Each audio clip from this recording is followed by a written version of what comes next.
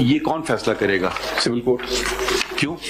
क्योंकि मेंबर्स का आपस में डिस्प्यूट होगा। सिविल कोर्ट कहेगा कि मेरे पास जुरिसडिक्शन नहीं, तो इलेक्शन कमीशन का काम है। कमीशन में तो जुरिसडिक्शन नहीं है ना सर। ये आप किधर से बात करें? मैं आपको लॉ पढ़ा के दिखाता हूँ। There is no jurisdiction they have. थोड़ा सा that is what I am saying.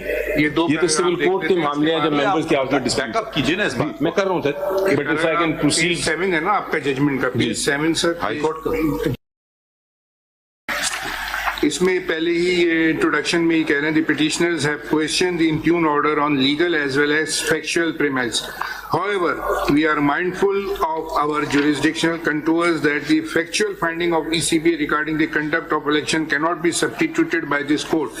Therefore, if it is found that the ECB had the jurisdiction in the matter, then in such circumstances, this court had no mandate to interfere in said finding. एक तरफ तो ये Peshawar high court के judgement से जो impugn है, बिल्कुल sir, मैं जानता हूँ कि हम फैक्चुअल में नहीं करेंगे। हाँ, वो उन्होंने कहा, इसमें आके उन्होंने कहा कि पहले हमने ये देखना है, जो हर अदालत पूछती है कि सबसे पहले ये देखना है कि जिस इंस्टीट्यूशन ने ऑर्डर पास किया उनको कानून ने ये ताकत दी कि नहीं। इलेक्शन कमीशन का कोई रोल ही नहीं है ना फिर तो, मतलब ये नहीं है, प्रोब नहीं कर सकते। I will show that. तो फिर कैसे रोल नहीं है फिर वो, फिर इंटर इलेक्शन का जो सिलेक्शन है जिक्र है, that is what I will show today कि ये इलेक्शन कराना है आपने वक्त पे और जो भी करना है और आपने माना भी है, तो पहले फिर सिंपल बात है जी, सिंपल बात है। एक एग्जांपल आपको मैं देता हूँ जी। There is a Pakistan penal code जो कहता है कि अगर आपने कत्ल नहीं करना, अगर किया तो आपको सजा होगी, but that doesn't mean that election commission can look into that and से कि सजा होनी चाहिए या नहीं। It is the criminal code that has the jurisdiction, so every statement in the law needs the jurisdiction. Section 208 में तो election इसमें लिखा है ना, वो आते हैं सर, वो शुरू ही होता है कि इलेक्शन कराएंगे आप। Let me come to my first point then. हाँ, मैं सिंपल केस को भी छोड़ देता हूँ एक सेकंड के लिए।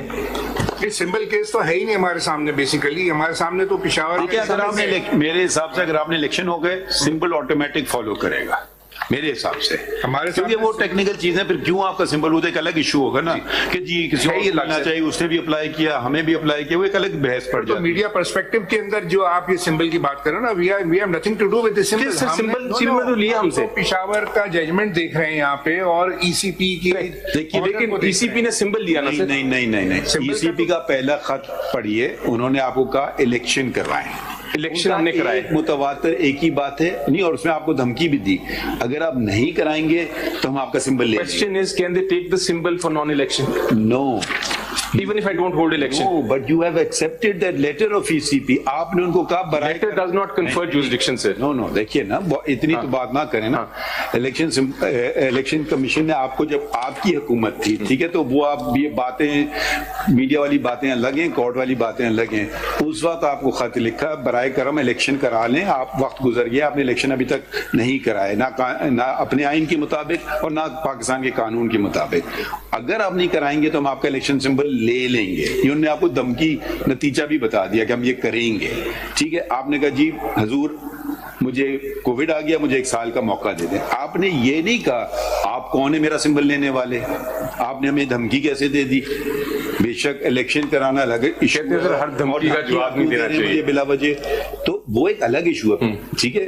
फिर इलेक्शन आपने किया, फिर उन्होंने कहा कि आप ये सही तौर पे नहीं करा रहे इलेक्शन, आप चले गए लाहौर, तो फिर चले गया पेशावर। तो ये देखें, बुनियाद से शुरू करें ना, इलेक्शन कमीशन ने क्यों आपको क्यों तंग कर रही है। फिर हमने उनसे पूछा कि ये सिर्फ आप ही को तंग कर रही है, देखिए वो एक अलग केस बन जाता है, वो होता है डिस्क्रिमिनेशन का। तो उन्होंने कहा नहीं जी, हमने तो 13 पार्टीज को और वो कर दिया। परसों हमारे पास एक केस आया था, APM क्या है, वो भी देख लेते हैं सर कि वो भी उनको में आऊंगा, वो भी ग्राउंड है, मेरी डिस्क्रिमिनेशन भी है। तो इधर से आगाज करें शुरू से। मैं शुरू से कर रहा हूं सर। फर्स्ट पॉइंट मेरा ये है कि ECP has no jurisdiction at all.